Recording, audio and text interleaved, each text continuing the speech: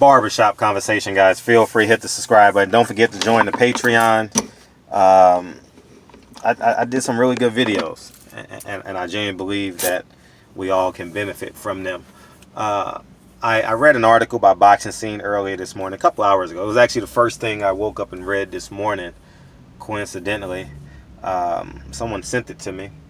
And you know, the funny thing, I was reading it, and then another subscriber sent it to me as I was reading. I thought that was pretty cool. They're raising questions about Canelo's contract as it relates to DAZN. Now, they basically equated Canelo's contract to an NFL contract, and we know for all intents and purposes, the NFL contracts is an annual contract. It's, even though you sign a 5-year deal outside of your signing bonus, which there may be stipulations on that, your contract is basically annual. They can cut you at any point, which I think is ridiculous. You know, baseball and NBA players get the best end of that deal in terms of guaranteed contracts down to the last penny, not unless you get a buyout, you know, or you break the contract, you ride a motorcycle, you go skiing, you know, maybe criminal charges, you know, cancels the contract out. So they're raising questions, and quite honestly, I did videos on this maybe 2 months ago when the contract was signed, raising questions about it being a stimulus package. like you know, there's a base. Obviously, he has to get paid for some work, but if he don't pull in those Mexican fans, he doesn't get the $365 million. And I actually spoke about it yesterday, how he's gonna essentially be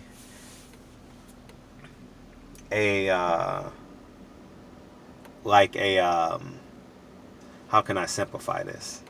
He's going to be like a sheep of DAZN, because in order for them to reap benefits, they're going to have to get a return. And we know, I said this, I've been saying this for quite some time, DAZN has yet to see a return in the U.S. market. They've put millions upon millions of dollars in terms of talent and in terms of production, you know, the logistics of actually putting on an event. And they made a glaring mistake, a big mistake. They miscalculated the intelligence of the American people. They miscalculated, okay, let me separate that. They miscalculated the intelligence of the American sports fans. And two, they miscalculated the intelligence of American boxers. And why is that being said? They lied and said they have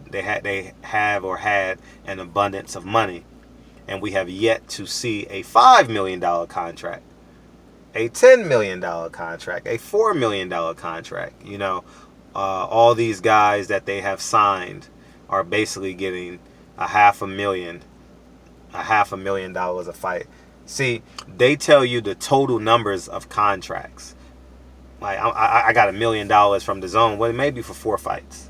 You know, it may be for 5 fights. It may be for 3 fights. It may be for 2 fights. It's not for 1 fight. And that's the trickery of it. You understand? It's like, well, you know how we can mislead the audience. Similar to what they're doing with Canelo's contract. It's not, I told you guys a long time ago, it's not a $365 million contract. I think I was one of the first people to break this contract down, because, see, I don't care if you own a business or you get a paycheck. If a company is not making money, you know, if they offer you, it has to be some incentives for you to help them make money. I don't care if you're talking millions. I don't care if you're talking the dollar store. You know, you can see everyone pushing, join my DAZN. Click the link in my bio. Click the link in the description box. Join my DAZN. Because I really need you to join DAZN so I can get a percentage of what you get. And there's nothing wrong with that. That's business. I'm not condemning the people who are actually doing that. What I am saying is, it's a failing business model. They have over leveraged potential. I didn't say assets. They have no assets. They have no assets, because Canelo is not the asset that everyone plays him out to be. And it was proven. It was proven. I don't know when Oscar said this, but I know it was this week when Oscar said the pay-per-view model is dead. And if the pay-per-view model is dead, that means Canelo didn't make any money in comparison to what they believed him to get paid. Canelo has never made $100 a fight, $100 million a fight. He's never done that. That's all hyperboles. That's all like that's propaganda. You know what I mean? He looks like $100 million man. Does he have more money than he can spend if he lived my lifestyle? Quite hell yeah. I'm a very conservative man. You know, in my life with Canelo's money, he's basically Bob Johnson. You know what I mean? He's basically Diddy. Like, that lifestyle is a crazy lifestyle, you know. So I've never counted that much money ever in my life, but I know he's wealthy beyond the money that I have, and I won't. And when a man earns it, I don't care if he's your enemy. It allows you to, or your friend. If you can accept truth, it allows you to move on and create another game plan to win the situation. I'm not going to sit here and say Canelo is a below average fighter. He's poor. He has no money. I would be a fool for saying stuff like that. He's a well above average fighter. You understand? He has a hellified money, and he has improved, and he has stolen the blueprint from Floyd Mayweather on a certain level. You know, he doesn't speak English, so we don't know the full magnitude of it. So I couldn't tell you the last time I saw a Canelo interview.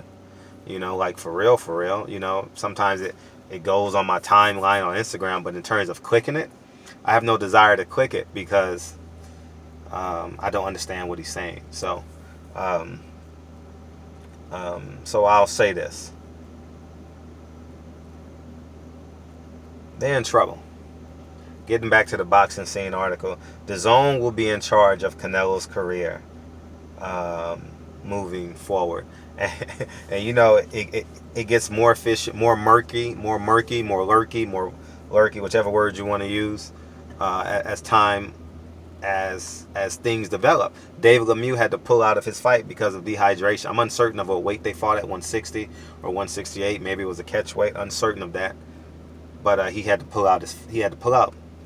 Which basically means not that he can't fight Canelo in May, but how can you promote the guy when he's missed weight and been hospitalized of dehydration on several occasions and got whitewashed against Billy Joe Saunders and beat the Irish kid in the first round knockout. So David Lemieux has been, I was there the day they signed David Lemieux. I actually have that press conference on my YouTube channel about 4 years ago. No, 3 years ago, not 4 years ago, but I was there. I'll just say I'm uncertain if it's on my YouTube channel. I'll just say I was there. So with all that being said, I'm very much interested in what's in that contract. Very much interested in terms of the dynamics of how DAZN does business. So we can see moving forward, was the game plan really, really real? You know, you guys know where I stand on this. I don't think it's real. I think that it was a frost. They don't have the money that Eddie Hearn has elaborated on. If he had the money, he should have offered triple what they make. He said he's gonna offer 5 times, 6 times, double, triple what they make, and he has yet to offer that contract, because I don't care if you hate him.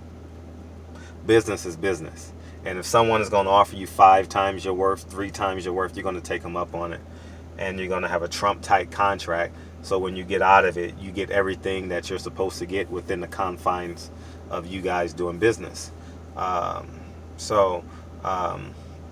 With that being said, I appreciate the article by Boxing Scene. It's the very first article. It's the lead article. Just click the top of it. Feel free to watch it. But I'm very much interested in you guys' dialogue as it relates to how you perceive that article. They didn't give you no answers. They raised questions. And obviously, time will tell. I think Canelo's not going to make 11 fights. This is the fight business. This is the hurt business. There's no way Canelo. I can't see him next year fighting two soft guys and then 2020 still be on DAZN, because DAZN is. Here's what people misunderstand. The owner from DAZN is a billionaire, so that it said in the article that he's a billionaire, right? You don't put all your assets in one idea, right? Because you still have to keep your assets in what's been successful for him. I don't know if it's property. I don't know if it's media for the man. I salute his ability to create that amount of wealth.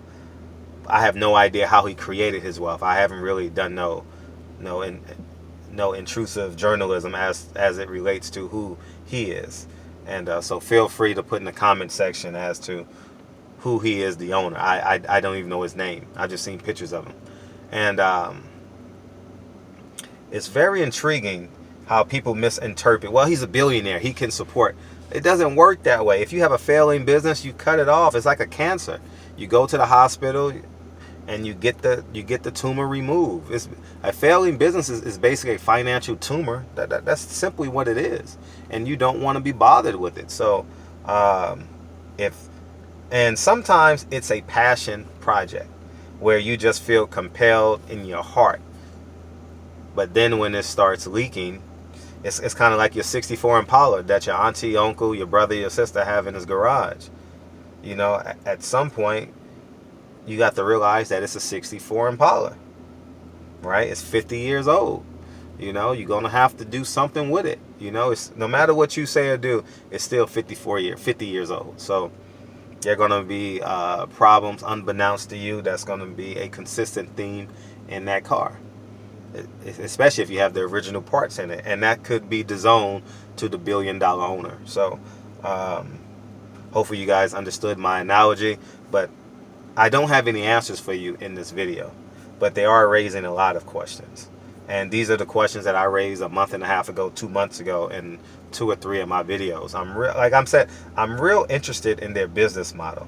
I wish someone, as bad as I want to interview Eddie Hearn, is as bad as I want to interview the owner of DAZN, because that's like gold. It's gold from a realistic perspective.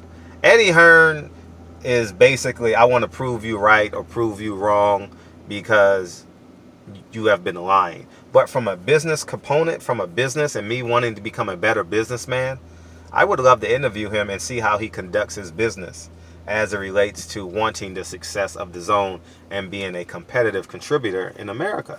I'm really interested. The same way I was very intrigued with Richard Schaefer breakdown of the pay-per-view model here in America. I'm very much interested in their business model. Like, as I watch Al Heyman, I sit back and sometimes I'm amazed, because some of his business moves puts him 4 steps ahead of had he gone the logistic way. You know, like doing the Fox deal. You know how much value? I don't know how. Okay, he may have made, what is it, $60 million guaranteed up front for fights and all that. But do you know how much that contract is worth? You guys just see the $60 million, but I see Fox. I believe they do the soccer, right? They do college football. Number 1 and number 2 sports in America, I believe, is college football and NFL, right? I think the NBA is 3. Help me if I'm wrong. Correct me if I'm wrong. I don't know. Or maybe I know NFL is number 1. I would think during that time span, it may be, NBA may take over in terms of quantity of ratings because of the longevity of their season, and they have no competition after January. After the first week of January, it's all NBA, right? So I'm talking about just in terms of September to January, who gets better ratings? Or let's say October, from Halloween to January 1st, I would assume that that college football gets better ratings than the NBA. So with that being said, I would say college football would be number 2, NFL would be number 1, because they they feed into each other. So it's like Saturday football, Sunday football here in America. So you know how much value he's getting out of that contract. I believe it to be insane, invaluable. You know, I believe Fox does like the Manchester United Arsenal game or something like that. I believe so. I'm not. Correct me if I'm wrong, but I believe they do something like that. So, anyways, man, go read the article. It will pique your interest. Sunday morning, the conversation will start as to who he's fighting in May. We'll see. Barbershop Conversations. Feel free to hit the subscribe button. And don't forget to join the Patreon. I think the last couple of videos I just did, you'll make some money on it. Guaranteed. Barbershop Conversations. Talk to you guys soon. Peace.